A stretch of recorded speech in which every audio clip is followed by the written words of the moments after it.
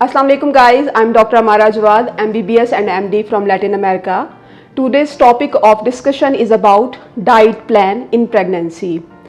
Diet plan को start करने से पहले मैं आपको बताती चलूँ कि आजकल मैं एसोसिएटेड हूँ with Webdoc. Webdoc a kind of telemedicine है जिसमें पेशेंट्स जो होते हैं हम उनको डील करते हैं उनके साइंस और सिम्टम्स के हवाले से ऑनलाइन, और वो अपने साइन सिम्टम्स बताते हैं, उसके हिसाब से हम उनको ट्रीट करते हैं, काउंसिल करते हैं, और ज़रूरी अगर होता है तो उनको हम किसी न किसी फर्दर स्पेशलिस्ट के पास भेजते हैं फॉर फर्दर ट्रीटमेंट के लिए।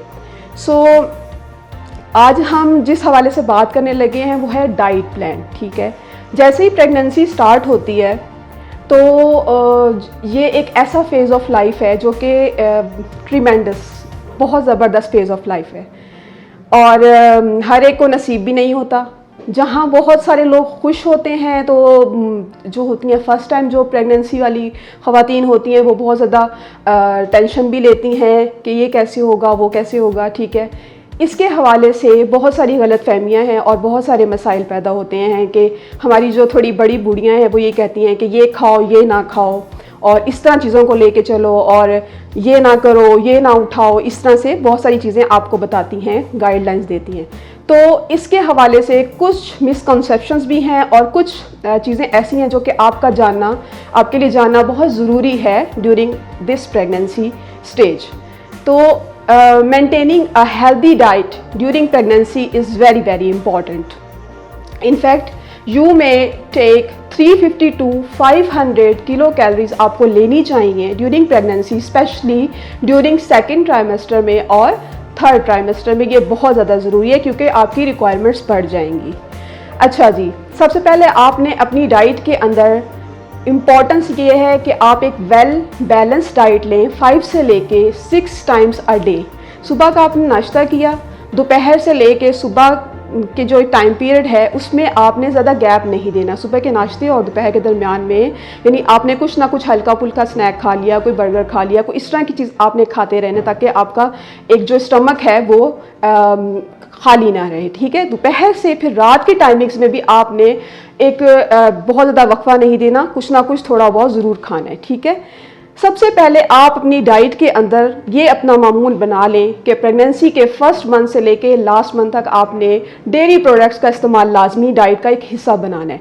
अच्छा जी, डेयरी प्रोडक्ट्स में अब आपने क्या यूज़ करना है? सबसे पहले आपने मिल्क को ज़्यादा मिल्क प्रोडक्ट जो है उसको ज़्यादा फोकस करना है। अच्छा, मिल्क, अब आपने सुबह नाश्ता किया, 1 ग्लास ऑफ मिल्क आपने सुबह में पिया। ठीक है, उसके बाद आपने दोपहर का खाना किया, वो थोड़ा सा हज़म हुआ, थोड़ा चले फिरे, उसके बाद आपने 1 कप जो है वो दोपहर में ले लिया। उसके बाद आपने रात का खाने से पहले भी 1 कप पीना है। ठीक है, जिन लोगों को ज़्यादा मसला होता है, एलर्जिक रिएक्शन होता है या कोई प्रॉब्लम होता है, तो वो लोग उस प्रेगनेंसी के दौरान वो औरतें जो हैं अगर 1 पिंच, एक थोड़ी सी चुटकी के बराबर अगर उसमें टर्मेरिक डाल देती हैं, हल्दी डाल देती हैं, तो वो एक एंटी इन्फ्लेमेटरी के तौर पे काम करती है जिससे उनका एलर्जी का रिएक्शन ठीक हो जाता है, यानी सांस वगैरह का मसला नहीं होता, जो कि स्पेशली लास्ट ट्राइमेस्टर के अंदर सांस का मसला और सांस फूल जाती है, ये मसले बहुत ज़्यादा रहते हैं। तो डेयरी प्रोडक्ट्स को अपनी लाइफ का हिस्सा बनाएं। इसी तरह से एक पूरा जो प्याला है, बाउल दही आपने ये लाजमी खाना है। ठीक है, थ्रू आउट प्रेगनेंसी आप इसका मामूल बनाएं।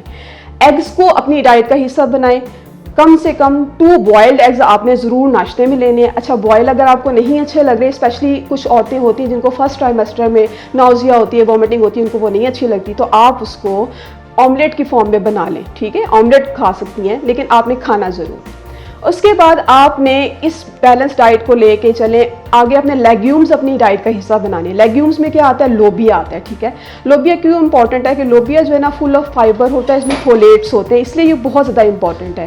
तो अगर आप ज़्यादा नहीं सही तो हफ्ते में 1 दफ़ा अपनी डाइट का ये हिस्सा बनाएं कि 1 बाउल जो है ना पूरा लोबिया का आपने लाजमी खाना है। ठीक है, उसके बाद मैं आपको बताती चलूँ कि पानी जो है ना ये बहुत इंपॉर्टेंट है। ठीक है, वाटर इनटेक बहुत ज़रूरी है। 6 से लेके 8 टाइम्स अ डे आपने पानी पीना है। ठीक है, इसके अलावा आप जो है ताकि आपको डिहाइड्रेशन ना हो, वाटर इम्बैलेंस ना हो। ठीक है, इसके अलावा आप नारियल पानी पी सकते हैं। ठीक है, शुरू से लेके लास्ट टाइम तक अगर आप नारियल पानी का इस्तेमाल करते हैं, कोकोनट वाटर पीते हैं, 1 गिलास पिएं, ठीक है, बेशक ज़्यादा ना पिएं, ठीक है, 1 गिलास ही पिएं।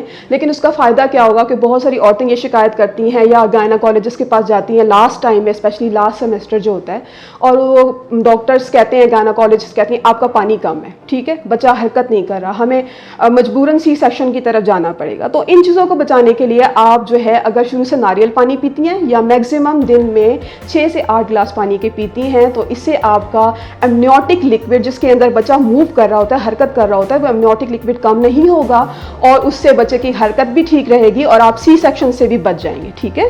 तो इसको अपनी डाइट का हिस्सा बनाएं। इसके अलावा मैं आपको बताती चलूँ कि जितने भी सीजनल फ्रूट्स हैं, आजकल सर्दियों का मौसम है तो आप 1 गिलास जूस का बना के पिए। ऑरेंजेस आ रहे हैं, ठीक है, और आजकल गाजरें आ रही हैं, ठीक है, तो कैरेट्स भी बहुत अच्छी हैं, तो मिक्स करके भी आप बना सकते हैं। हाफ आप ग्लास जो है उसका बना लें, ऑरेंज का जूस बना लें और साथ में जनाब आप गाजरों का मिक्स करके उसका एक ज़बरदस्त किस्म का जूस बना के पी सकते हैं, ठीक है। इसके अलावा आपने सोते वक्त क्या एहतियात रखनी है, क्योंकि ज़्यादातर औरतें लास्ट ट्राइमेस्टर में ये बहुत ज़्यादा शिकायत करती हैं कि हमारे पाँव सूज गए, हमारे हाथ सूज गए, ठीक है। तो इस चीज़ों से बचाने के लिए आपने क्या करना है कि आपने अपनी एक रूटीन बना लेनी है, स्पेशली सेकंड ट्राइमेस्टर में, थर्ड ट्राइमेस्टर में स्पेशली, कि आपने जब सोना है तो सोते वक्त 2 या 3 तकिए रखने हैं, पाँव की साइड को थोड़ा सा ऊंचा करना है, ठीक है। पाँव की साइड को ऊंचा करने से क्या होगा कि पूरा का पूरा ब्लड फ्लो जो होगा आपका बैक की तरफ जाएगा, ठीक है, और इस तरह से क्या होगा, आपको एडेमा नहीं होगा, पाँव की स्वेलिंग नहीं होगी, ठीक है। इसके अलावा आप लाइट एक्सरसाइजेस करें, ठीक है। मैंने बहुत सारी अपनी जनरल ओपीडी में देखा है, खुद भी पेशेंट्स को डील किया है, आती हैं औरतें और वो बिल्कुल ऐसी हो जाती हैं जैसे सेडेंट्री लाइफ गुजारती हैं, सेडेंट्रीज़म का शिकार होती हैं कि बिल्कुल हिलना भी नहीं है, ये भी काम नहीं करना, वो भी नहीं काम करना।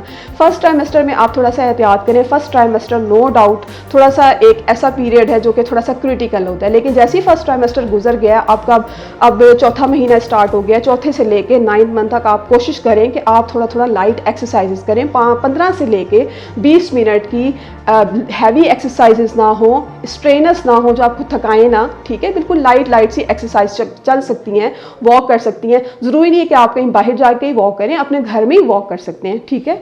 तो इसको अपनी डाइट का हिस्सा बनाएं।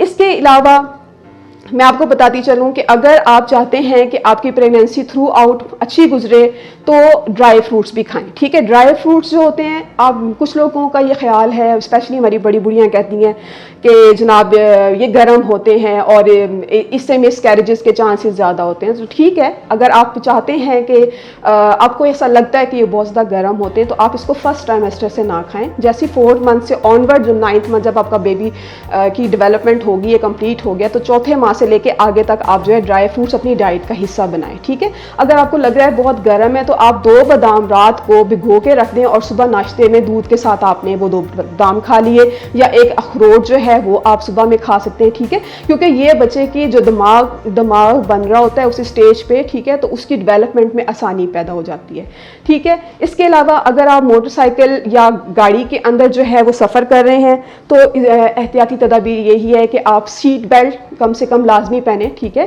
ताकि आगे जाके मिसकैरेजेस वगैरह जो हो जाते हैं, अक्सर पीवी स्पॉटिंग होती है, ब्लीडिंग होती है, तो उससे आप बच सकते हैं। तो इसके अलावा यानी यही है कि अपने आप को रिलैक्स रखें, अच्छी नींद पूरी करें। 6 से 8 घंटे की आपकी एक रिलैक्सिंग स्लीप बहुत ज़रूरी है, ठीक है।